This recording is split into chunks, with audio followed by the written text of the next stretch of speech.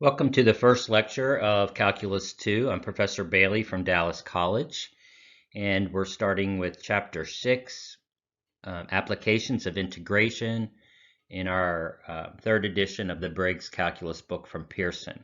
Specifically, we're starting in Section 6.1, Velocity and Net Change. So, how far did you go? Recognize that far is not always just a measure of the distance. And so to think about this and the different terms relative, the vocabulary terms relative to distance, think about a weekend road trip you went on that was approximately 200 miles from home. While you traveled over 400 miles on your trip, for total distance on your trip and then back again, and where at sometimes you were 200 miles away from home, but when you got back to home, notice now you are 0 miles away from home. In science and engineering, the relative position, or this idea of displacement, or as we just talked about in that example, using the terms away from, is often as important as the total distances traveled. Okay, so let's look at some of those terms. Position, velocity, displacement, and distance. Position of an object moving along a line at time d, t, is denoted by s of t. This is the location of the object relative to the origin. So again, if we were thinking about your road trip, at time 0 you were still at home, and so your displacement from your origin or your home would have been 0. In the middle of your road trip, when you were 200 miles away from home, then your displacement would have been 200 miles. And even though you traveled 200 miles to your destination and 200 miles back, at the end of your road trip, again, your displacement is 0 because you're back at the origin or back where you started. Okay? Using this idea of position, specifically as a function, then we can determine that the velocity of an object at any time, the instant rate of change of that position, is its speed or its velocity. And that velocity at time t would be the derivative or the instant rate of change of time t. You know, in terms of your road trip, you have a great technological tool, which is called your speedometer. You can find your velocity at any time on your road trip by looking down at that. But you could also calculate it by using a formula for the function of position and then taking its derivative. So, knowing what we know about integrals from Calculus 1, remember that the integral calculates the net area. So, if we think of this trip like your road trip, although it's a little bit skewed, they're not the same size, the green area on top would be your travel to your destination. And then notice the, I guess, beigeish or peachish area below the x-axis or the t-axis would be traveling back, and that's why it's negative. So this is talking about velocity in terms of not only the rate of change, but also the direction of change. And so looking at this, our displacement, the distance we are from the origin, would be the difference of these two areas, really A1 plus A2, but A2 is a negative area, which would be the integral from A to B of the velocity function over time. If we think in terms of the distance traveled, here what we've done is simply flipped the area A2 by plugging this into, or using the absolute value idea. An absolute value is specifically developed for this kind of problem, noting that distances, to try to calculate the total distance, you want to calculate the actual miles traveled without the concept of direction, positives and negatives. And so if we would just wanted the total distance traveled, notice here we would take the integral of the velocity, the integral of the absolute value of the velocity over time. Okay.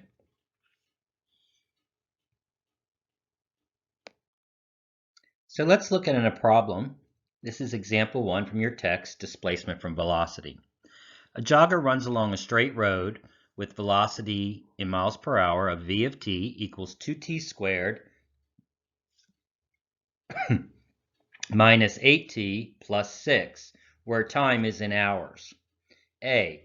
Graph the velocity over interval 0, 3. After you've done this, ask yourself, when does the jogger begin to return to home? B. Find the displacement of the jogger on intervals 0 to 1, 1 to 3, and then the entire interval 0 to 3, and interpret the results. And C. Find the distance traveled over the interval 0 to 3. So first thing, I want you to see that what popped in are a couple of pause. And when I have these in the videos or in the PowerPoints, what I want you to do is to stop here and to try the problem on your own and go ahead and answer all 3 questions, see if you can figure it out, and then come back and hit play to check your work. You're going to learn a lot more. You're going to be much more effective. You're going to get a better grade in the class if you do these problems on your own instead of watching me do them. If you're anything like me, when I watch Wimbledon, I'm like, damn, that don't look so hard, and I think I could be a tennis star. But when I get on the court, it's entirely different. And that's certainly the way it is with math problems. Oftentimes we can watch someone do it and think we're understanding, but until we're actually doing it ourselves, it's a different story, or when we're doing it ourselves. Okay? So if we graph the velocity, well, first off, remember that in terms of displacement and the total distance traveled, we're going to use the integral. So here I just did the integral of our velocity equation, just so you have that in some form to check your work.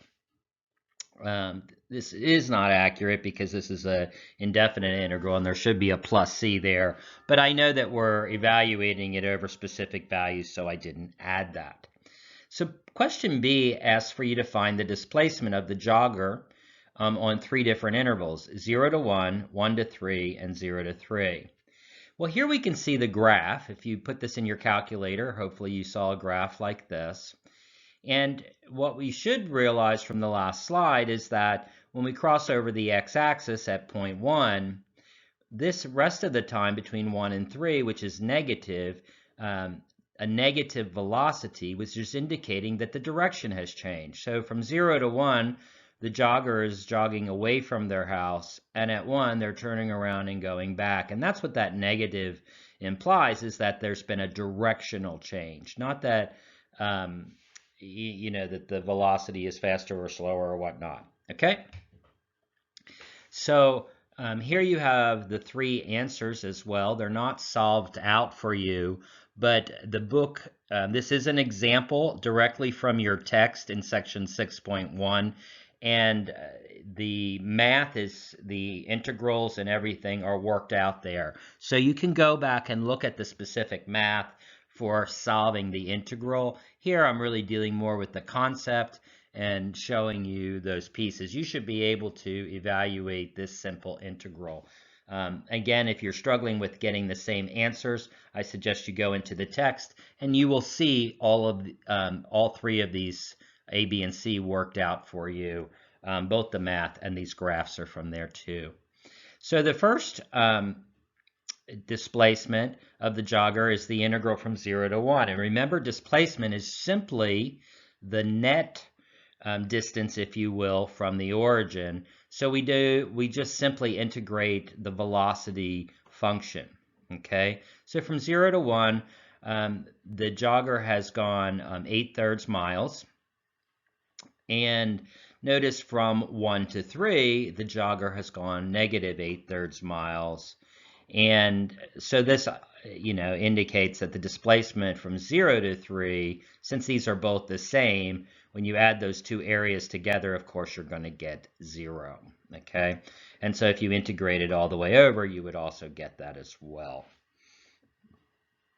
Remember, we're going to do this similar thing, but for the distance traveled, we're going to integrate the absolute value of the velocity function. So that means wherever the graph goes below the x-axis. Wherever the velocity is negative, we're changing directions. And remember, the definition of an absolute value is that negatives are expressed as positives. So the absolute value of a negative number is a positive number, and the absolute value of a positive number is just itself. And again, absolute value was really developed as a concept to measure total distance. So when we're doing total distance, what we're doing is we're taking the absolute value of the velocity function, which is actually flipping that section of the graph that was below the x-axis above it, okay? And while this is really simplified from 0 to 3, you have to be careful about how to do this. So in order to take the integral from 0 to 3 of the original graph where this was negative, you would actually take the integral of the first section from 0 to 1 of just the velocity function because it's positive there. And then from 1 to 3, you would take the integral of the negative of the velocity function, and make sure you're applying the negative into the entire function there, the entire polynomial, because the absolute value of a negative value is its opposite value, so you take the negative of that. The negative of a negative is a positive. Again, this is simplified mainly from a concept perspective. If you need help with going through this math, which is really something you should have learned in Calculus 1, go to 6.1 in your text, go to example 1, and you'll see the full integral worked out there pretty much step by step. And this last one I could see, if you're not quite understanding how to do this mathematically, how to take the integral of an absolute value of a function, you really have to figure out where it's positive, where it's negative, and separate those and integrate them separately, and then integrate the absolute value of the negative portion of the function, you take the opposite of that. Okay? Theorem 6.1, position from velocity, helps us determine the future position of an object. Given the velocity v of t of an object moving along a line and its initial position s of 0, the position function of the object for future times t greater than or equal to 0 is s of t, the position at any time t, is equal to s of 0, which was its initial position, plus the integral over the interval 0 to t of v of x dx. And you could also do v of t dt here. So simply recall that displacement tells us the distance an object has moved from where it started. Negatives one direction, positives the other, but it just tells us the distance from where it started. So you need to know the initial position if you're actually trying to find the future position. And that's all this is saying then, that if we know an initial position, then we can add the displacement to that and find out where the object is now. Okay, so we have our next example here from the text, position from velocity. A block hangs at rest from a massless spring, which you can see a diagram here to the right, at the origin, s equals 0. At t equals 0, the block is pulled downward. This is the first part you can see on the left. It's pulled downward 1/4 meter to its initial position and released. So s of 0, this is its initial position, is negative 1/4, as you can see in this diagram. As soon as you release it, the block's going to spring up and back down and up and down, etc. Okay? Assume upward is the positive direction, and the velocity function is given by 1/4 sine of t for values of t greater than or equal to 0. You have 4 parts here to find the position s of t. Again, we can do this based upon theorem 6.1. Graph the position function s of t for the interval 0 to 3 pi, and then some questions to answer about different values of the position, etc. Okay? So again, this is a pause problem. I'd like you to hit pause and try this on your own. It will serve you better if you try these problems by yourself. Okay? So this is not part of any of the answers. It's just giving you a graph of the velocity function so you can see it. Remember that when we're trying to find part A, which is the position S of t, based upon theorem 6.1, S of t equals the initial position, S of 0, plus the integral or the displacement over the interval 0 to t, or the integral from 0 to t of the velocity function. So we get directly from, this is your 6.1 theorem, the initial position plus the displacement over the interval 0 to t. As we saw in the spring, the initial position, and also given in the problem, was negative 1/4 because it was pulled down, plus the integral from 0 to t of 1/4 sine x dx. Remember that the integral of sine is negative cosine, and so when you solve this problem,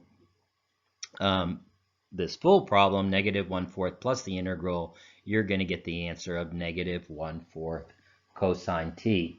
Again, the math is worked out in your textbook. You can actually see the steps of solving this integral and adding the negative 1/4 and then evaluating it over 0 to t. So if you need that, go into the textbook. But this is still pretty much review at this point as far as a simple integral and then adding this theorem about position. Okay, so here's the graph. You can do this in your calculator. This is the position function S of t, as we just saw, is negative 1/4 cosine t. And here we can see that its graph is fine. So based upon this graph, we can answer all of the questions asked in C and D. When does the block move through the origin for the first time? Well, we can see it's moving through the origin where it's crossing the x-axis, and we can see that that time, which is the x-axis, is half of pi, or pi over 2. When does the block reach its highest point for the first time, and what is its position? Well, we can easily see the highest point is right here at 0.25, or 1/4 meter. That's its position, and that happens at time t equals pi. Okay? When does the block return to its lowest point? Notice that the block returns to its lowest point at 2 pi later, which is also the period of cosine function and the sine function. All right? So again, if you need to see some of the math, I suggest you go into the text. And also, one of the things I'd really highly recommend, even if you didn't need help with the math, this shows two ways of solving this problem. One, first finding the antiderivative of the function and solving for the constant, etc. So it shows you kind of how you did it in Calculus 1, and then with indefinite integrals, and then also how you can solve it using Theorem 6.1. So we have our next example from the book, example number 3, skydiving. Again, a pause problem. I want you to try to see if you can start this on your own. If you're having problems, you might listen a little further and then hit pause. Suppose a skydiver leaps from a hovering helicopter and falls in a straight line.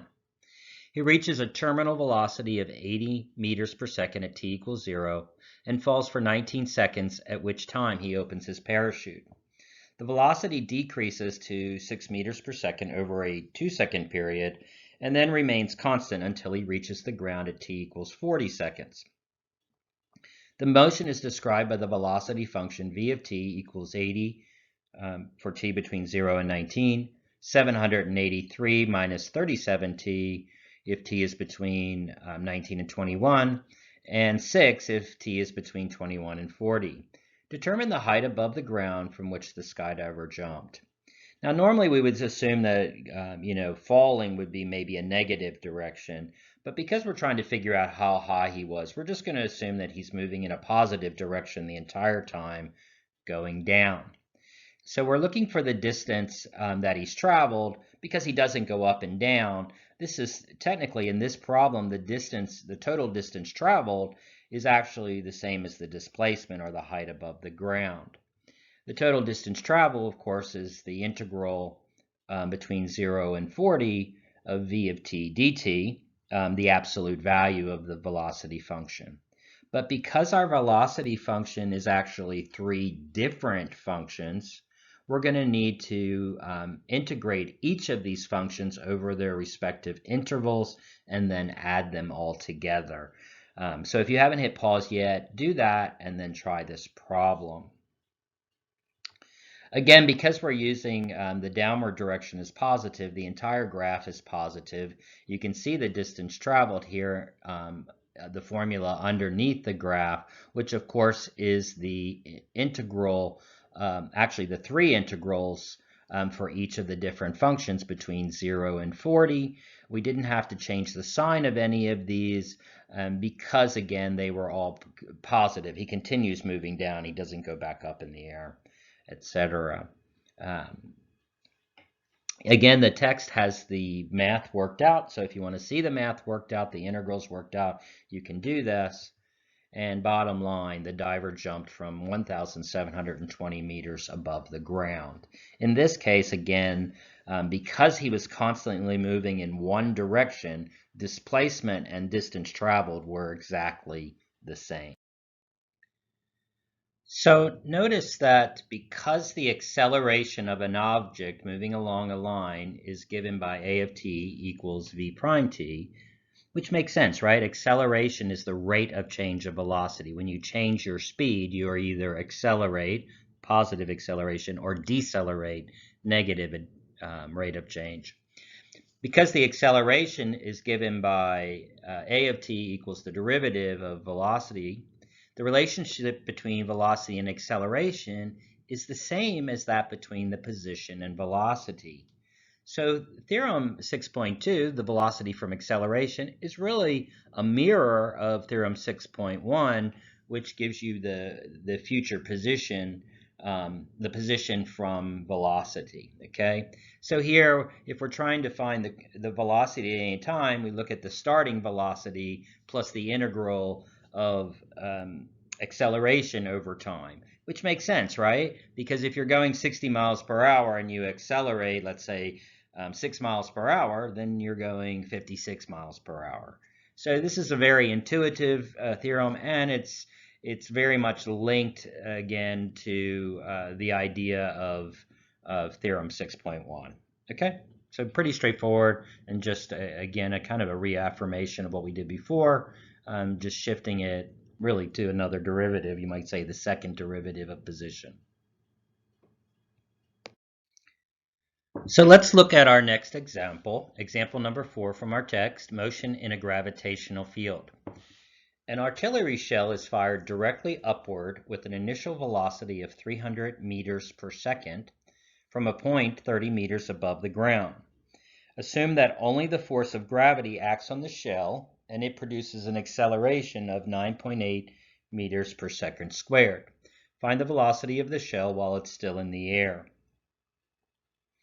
So again, here we have a pause problem. You can pause now and try to do this problem, or you can watch a little bit further until you feel like comfortable that you can do it. But as soon as possible, hit the pause button. Okay. So here's a diagram of what's going on. We have our initial velocity of 300 meters per second, v of 0. And notice that the acceleration, the force of gravity, since we're shooting directly upwards, is actually acting against the velocity, right? It's going to be slowing down. Just think about it. Anytime, think about it. If you throw a ball into the air, it doesn't keep going further and further away. It slows down and then comes back down because it's decelerating almost immediately, and that's because of the force of gravity, okay? So thinking of upward direction as positive and downward direction as negative, which is pretty normal, we can then use theorem 6.2, velocity from acceleration, to solve this problem. So again, if you haven't hit pause yet, hit pause and then solve this problem. Notice all you're trying to do is find the velocity function of the shell while it's still in the air. So that's just finding v of t, which you can use theorem 6.2. Again, the velocity at any point is equal to the initial velocity plus the integral of the acceleration over time. So here we plug in 300 for the initial velocity. The acceleration is negative 9.8 meters per second. That's a constant. And so we plug that in. And so when we take this integral, we get 300 minus 9.8t, which is technically the answer to this problem. Here's a graph of the velocity, 300 minus 9.8 t. And we can see where it hits 0. Now, a lot of people get a little confused about this. Notice where it hits 0 is not where it's hitting the ground, because the velocity is now going from a positive value going forward to a negative. And so what this means is it's actually at the top of the arc of where it's going to be falling back down to the earth. Notice as the velocity is going up, it's slowly, as the projectile is going into the air, the velocity is getting slower and slower and slower, and then it hits 0, and then it's coming back down, and so it's a negative direction. Remember, the velocity is both directional and magnitudinal. All right. We can now extrapolate what happened and what we've learned in Theorem 6.1 and 6.2 to general problems as well. So what we've said about velocity, position, and displacement, again, carries over to more general situations. Suppose you're interested in some quantity which changes over time. Q may represent amount of water in a reservoir, a population of a cell culture, or an amount of a resource that is consumed or produced, for example, and there are many more other examples. If you're given the rate Q prime at which Q changes, then integration allows you to calculate the net change in quantity or the future value of Q in the similar way that we've calculated other formulas. So we have Theorem 6.3, net change in future value. Suppose a quantity Q changes over time at a known rate of Q prime, then the net change of Q between t equals A and t equals B, which is greater than A, is of course Q of B minus Q of A, which equals the integral from A to B of Q prime t dt. If we're also given the initial value, Q of 0, then the future value of Q at any time t greater than 0 is Q of 0 plus the integral from 0 to t of Q prime x dx. So you can see that these kind of apply in a general way to anything that we have a rate of change over time. So for our last example in this section, we're going to use that generalization of Theorem 6.1 and 6.2 to look at a different type of problem, emptying a tank. Imagine an open cylindrical tank with radius r and height h, filled to the top with water. Ignore the bubbles there. At time t equals 0, a circular drain of radius r in the bottom of the tank is opened and water flows out of the tank. Using the 1643 Torricelli's law, we find the rate of change of volume at t is greater than or equal to 0. Here's a diagram of that tank. And there's Torricelli's law. I'm not going to go through that. And notice that g equals 980 centimeters per second squared. This is the acceleration due to gravity.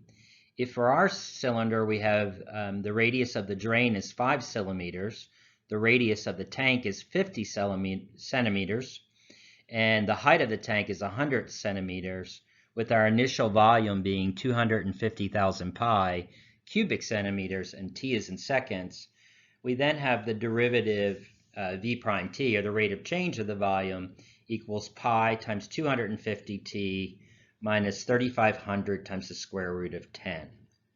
Find the function that gives the volume of water remaining in the tank until empty. So again, what we're trying to find here is v of t, and this is just the integral, this is the volume at any time, so it's the initial volume plus the integral of v prime t. Because v of t is going to be a negative number because it's shrinking, the rate of change, v prime t, then we're going to have really a subtraction there. Okay? So again, our volume at any time is going to equal our initial volume plus the integral over time of that rate of change of the volume. And this would work if we were filling the tank or emptying it. Of course, this formula is specifically for emptying a tank. with gravity. So we plug in the values and take the integral, and this is the answer we get. I'm not going to go through the math steps there, but here's the formula you get for the volume at any time that's remaining in the tank. What's interesting to me is if we look at both the volume function, which is this decreasing graph here because the tank is emptying, okay, and we have 250,000 pi cubic centimeters in the tank, right, which is roughly over 750, right, 3.14, etc., and it's going down. Notice that exactly at the moment the tank is empty, which happens at 45.2 seconds, is exactly at the same time when the rate of change in the tank is also empty, which makes perfect sense, right? Because if there's no more water to empty, then the volume can't change after that. So I think that's an interesting way to look at both these graphs together.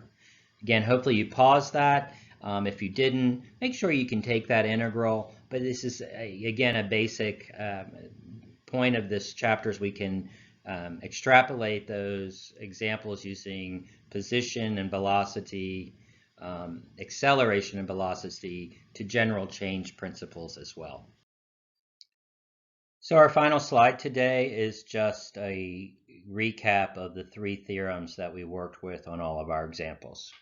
Hopefully you enjoyed the lecture and it was informative and helped you get through this first chapter. As soon as possible, go online and do some problems. You don't have to do all your homework problems, but do some as quickly as possible after watching the lecture. And I also recommend skipping around and also not doing all of the problems in a homework section, doing like half, the odds or the evens, because that will, and then coming back the next day and doing the other half so that you're touching those problems on multiple days. Okay?